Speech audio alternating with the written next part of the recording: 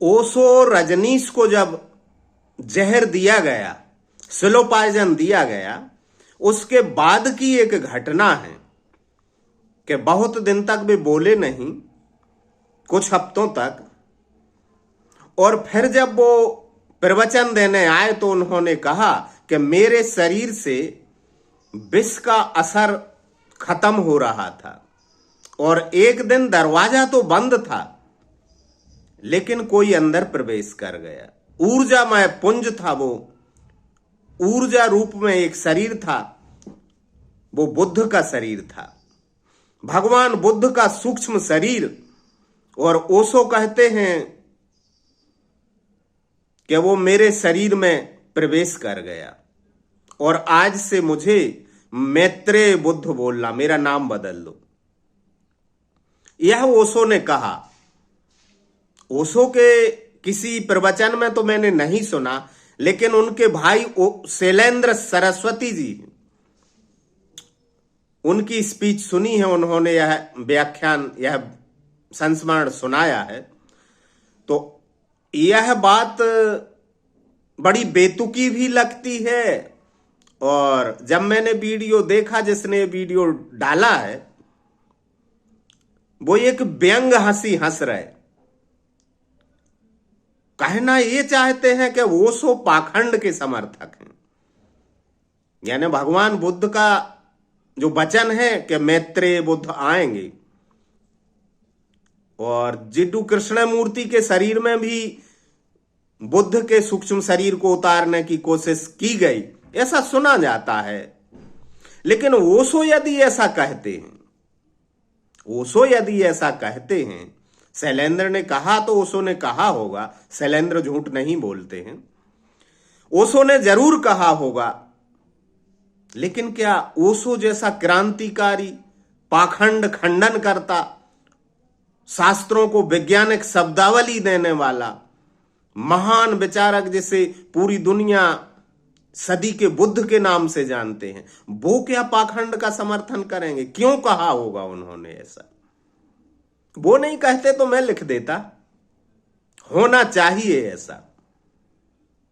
तो सबसे पहले तो मैं आपसे कहूंगा कि ओशो के उन वचनों को सुने पहले।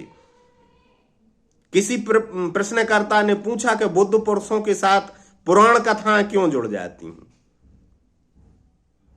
बुद्ध पुरुषों के साथ पुराण कथाएं ना जुड़ें तो फिर सूना हो जाएगा, अच्छा नहीं लगेगा उनका जीवन चरित्र।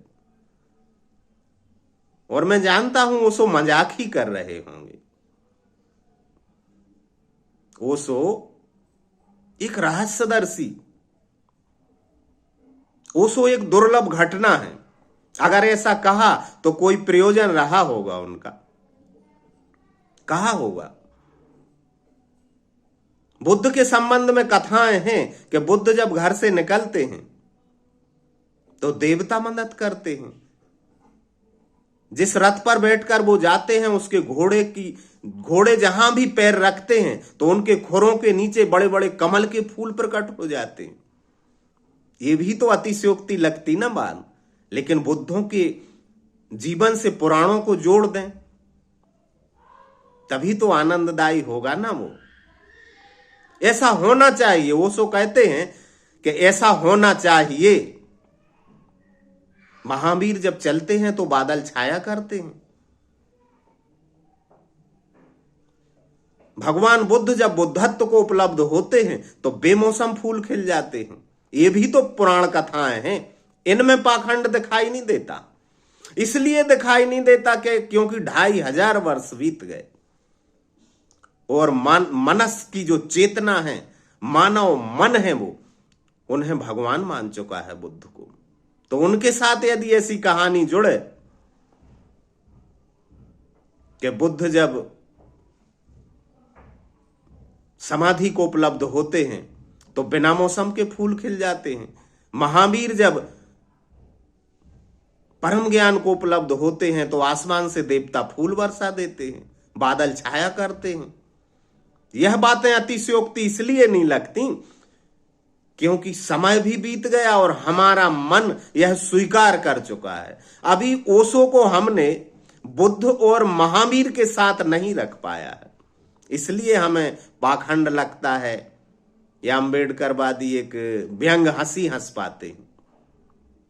लेकिन ऐसा तो नहीं हुआ होगा कि बुद्ध का सूक्ष्म शरीर आया और ओशो में प्रवेश कर गया, ऐसा तो नहीं हुआ होगा। लेकिन बुद्धत्व तो घटा ओशो परम घटना है। कहानी तो बहुत प्यारी है। ओशो ने अपने मुख से कहा, वो ठीक नहीं कहते तो मैं लिख देता। ऐसा होना चाहिए ओशो के साथ कि बुद्ध को आना चाहिए उनके अंदर प्रवेश करने के लिए। ओशो के जन्म के संबंध में तो कहानी नहीं है कि उनकी मां को हाथी दिखा। लिखना चाहिए किसी को कहानी बुद्ध पुरुषों, वो लिखी जाएगी, ये भी समझ लें। अभी ज्यादा समय नहीं हुआ है ओशो को गए। 1500 वर्ष बाद पुराण कथाएं जुड़ जाएंगी, ओशो के साथ भी जुड़ जाएंगी। लेकिन मैं इसे पाखंड नहीं मानता।